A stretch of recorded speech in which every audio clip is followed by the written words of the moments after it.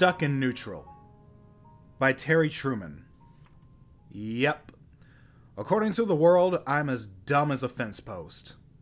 I've heard the docs explain why they think I'm so stupid to my parents, and my parents explain it to their friends about 1 trillion times.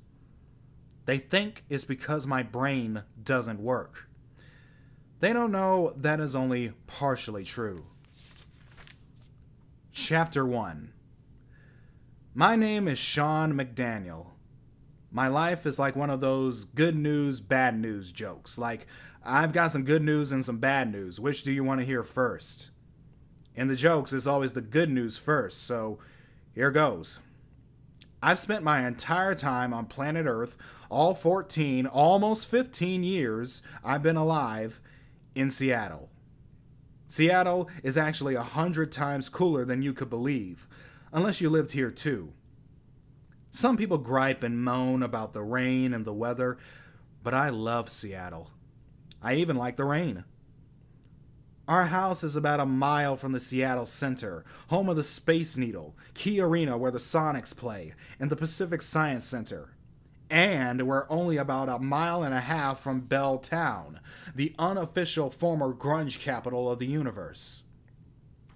I'm the youngest kid in our family, 3 years younger than my sister Cindy, and 2 years younger than my brother Paul, who, although I'd hate for them to know I admitted it, are pretty cool for a brother and sister. Okay, that's the good news, huh? Here's some more. I have this weird, I don't know what you'd call it, ability, gift, power, whatever name you want to give it. The thing is that I can remember everything I ever hear perfectly, with total recall. I mean it, everything, perfectly, totally. I don't know of anybody else anywhere who can do this.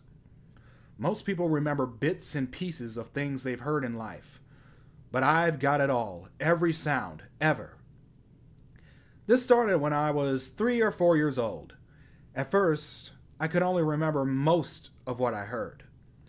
But by the time I was 5 years old, everything I heard just stayed in my head. I can remember people talking, TV commercials, every melody I've ever listened to, from boring, brain-dead country music to nasty rap lyrics to the theme music from Jeopardy to, well, everything. Lines from movies, overheard conversations that strangers were having in the street like, well, do you still love him or not? I heard one lady say this to another lady while they were waiting for the bus in front of our house, and swoosh came the sound of the bus along the wet road. And its brakes went squeal, eek! And the other lady answered, I don't know. I haven't eaten turkey since he left on Thanksgiving. For all you know, I might remember perfectly what you said to your girlfriend 2 years ago when I overheard you two fighting outside the Orange Julius at Northgate. Or what your dad said to you in Champs when you were 10, and you and he were shopping for a baseball mitt. Remember?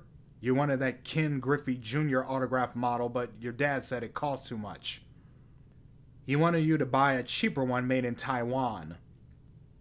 Your dad said, come on, I can write Ken Griffey Jr. right in here. And he pointed out a spot in the pocket of the glove. And you said, can you really do that? And your dad said, has the Pope got a bullet in him? And you both laughed. I'm not making it up. It happened. And if I heard you again, even once, after all these years, I'd recognize you. I'd remember your voice, the sound of it, perfectly. I hope I'm not coming off as conceited here. I'm sure I am. I mean, I do think that my hearing memory is kind of amazing, but it's not like it's made me rich or famous. I just happen to have this one talent that I know makes me gifted and special. Ugh, I hate that word special when it's applied to people. As in, he's a very special person. Jeez, who isn't? But the other side of people is true too. Everybody has negatives about themselves.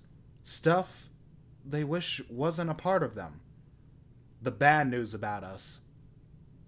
I could go on about my good news for hours, but you probably want to hear the punchline. My bad news, right? Well, there isn't that much, really. But what's here is pretty wild. First off, my parents got divorced 10 years ago because of me. My being born changed everything for all of us in every way. My dad didn't divorce my mom or my sister, Cindy, or my brother Paul. He divorced me. He couldn't handle my condition, so he had to leave. My condition? Well, that brings us to the guts of my bad news.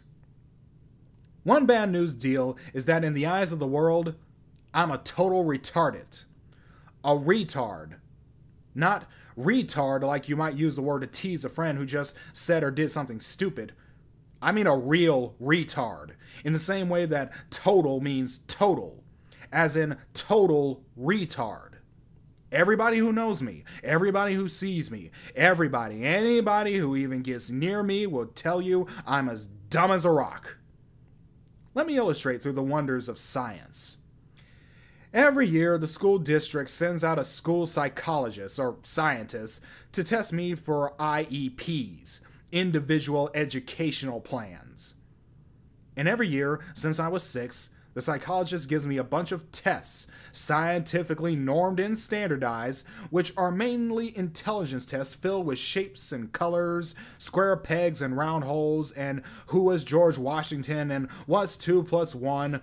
And every year I sit there and miss every question, fling the blocks into the air, or drop them all over and smack myself in the eye with one. Then the shrink goes in and gives my mom a number. IQ 1.2. Or mental age 3 to 4. That's months, not years. Then the psychologist packs up his scientific garbage and moves on to the next dummy. This has gone on for 8 years now. Every year, year in and year out. Yep, according to the world, I'm dumb as a fence post. I've heard the docs explain why they think I'm so stupid to my parents, and my parents explain it to their friends about 1 trillion times. They think it's because my brain doesn't work. They don't know. That is only partially true.